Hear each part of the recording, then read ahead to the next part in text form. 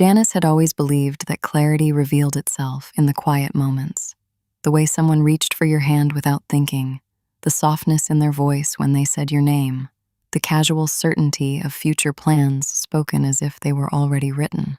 Doug had all of that. Or at least, that's what she told herself.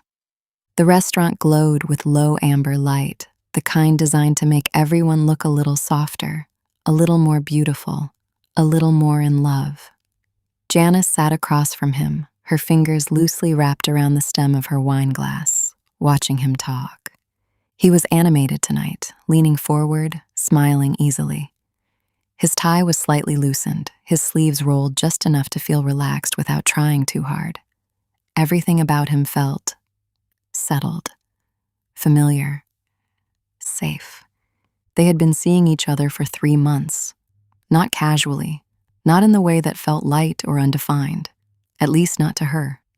She had spent nights at his apartment, had a toothbrush tucked neatly beside his sink. She knew how he took his coffee, how he liked his eggs, the exact way his voice softened when he was tired. And she had met his mother. That, more than anything, had sealed it for her.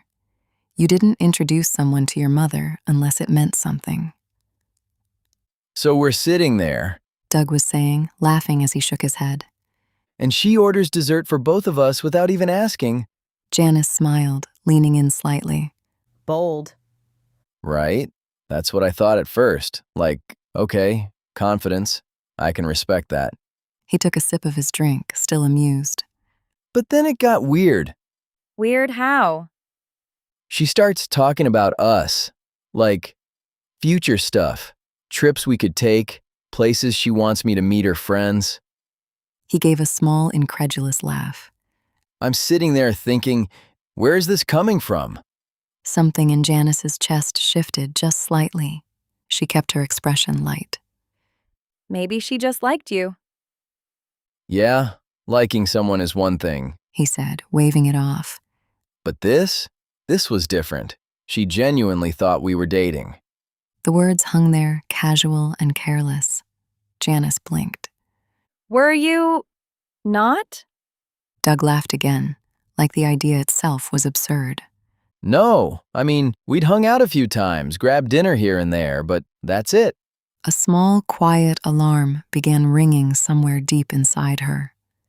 And you didn't think she might see that differently? Janice asked carefully. I mean, He shrugged. people read into things. You can't control that. Janice's fingers tightened slightly around her glass. The alarm grew louder. Doug leaned back in his chair, still shaking his head as if replaying the memory. The craziest part was when she got upset, like genuinely upset. She goes, Doug, I thought this meant something. She goes, I've even met your mom. He paused, smirking faintly. And I just looked at her and said, I can't believe you thought we were dating. The words landed harder this time. Janice's heartbeat picked up, each thud echoing in her ears. Doug wasn't finished. I mean, come on. He continued, his tone light, almost amused. You've met my mom, and we're not dating. Time slowed. The restaurant noise faded into a dull blur. The clinking glasses, the low conversations, the soft music, it all receded until there was nothing but that sentence, hanging between them like a crack in glass. You've met my mom. We're not dating. Janice stared at him, at the same man who had brushed her hair out of her face while she slept, the same man who had kissed her forehead before leaving for work, the same man who had said, Stay. more than once. Her mind began to rewind, replaying every moment, every assumption she had quietly stitched together into something whole. And suddenly, the pattern unraveled. Doug, She said slowly, her voice steady in a way that surprised even her. what exactly are we? He blinked, caught off guard by the shift. What do you mean? I mean, She said, setting her glass down carefully. what are we doing? He hesitated just for a fraction of a second, but it was enough. We're having fun.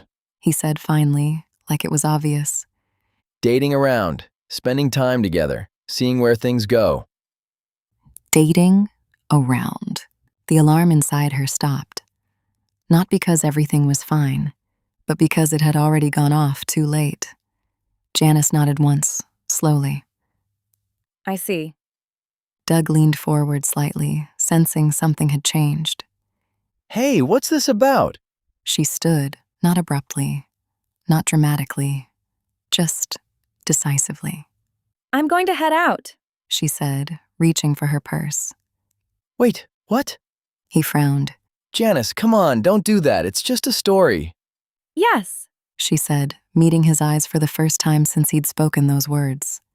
it is. There was something different in her gaze now.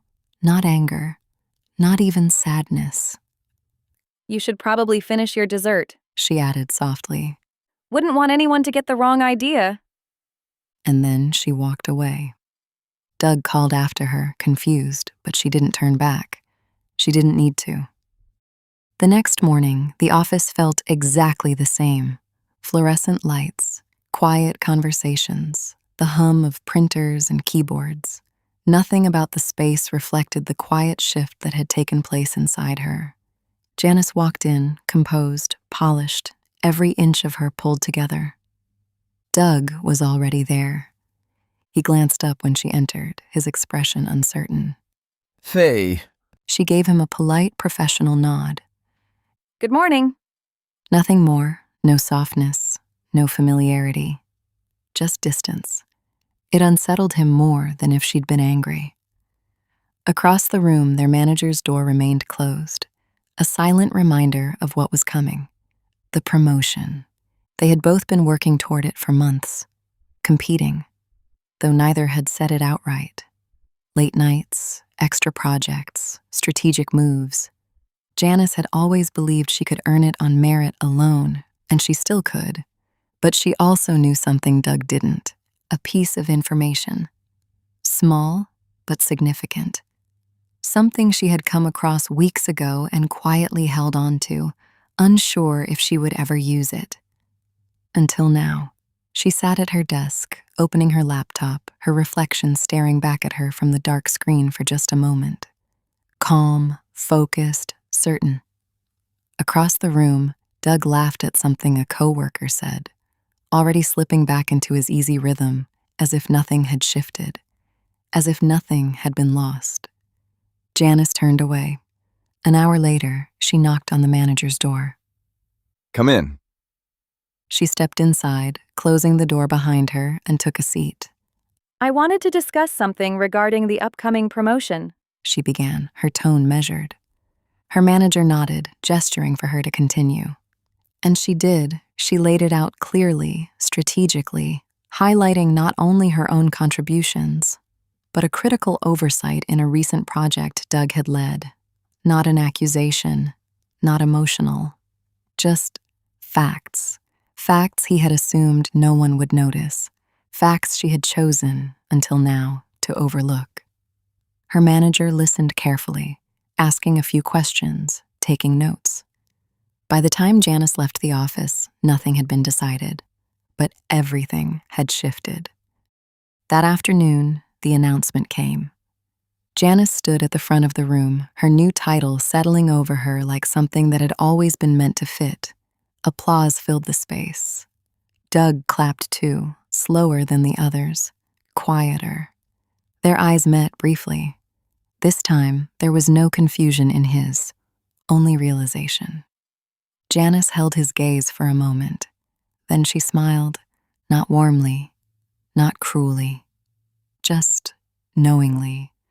Because now, finally, they were on the same page.